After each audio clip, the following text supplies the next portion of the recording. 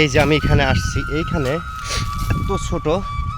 এত ছোট এখানে বসে ছাড়া দাঁড়ানো নেই। যে আমি হাঁটু গেড়ে বসে আছি, দাঁড়ানোর কোনো সুযোগ নাই।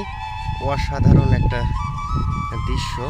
এই যে ছোট্ট একটা গাছ, আমি আব্দুল শিমুল দুজনে বসে আছি, একটু জিরিয়েও নিচ্ছি আর এই অপরূপ দৃশ্যটা আপনাদের সাথে শেয়ার করছি। এই যে এইখানে পানির মধ্যে পড়ে গেছি, অল্প একটু ক্ষেতের মধ্যে পানি আছে আর কি। তো যাই হোক, এই যে গাছটার দৃশ্য একদম বাসর ঘরের মতো আর কি, একদম প্রকৃতির বাসর ঘর। এই যে আমি দেখাচ্ছি গাছটা, এই যে আমি এই সাইড থেকে গেলে হয়তো আর একটু ভালো আসবে। এই যে একদম প্রকৃতির বাসর ঘর। আমি এরকম কিছু গাছ দেখছি তো কৃত্রিমভাবে তৈরি করা হয় বিভিন্ন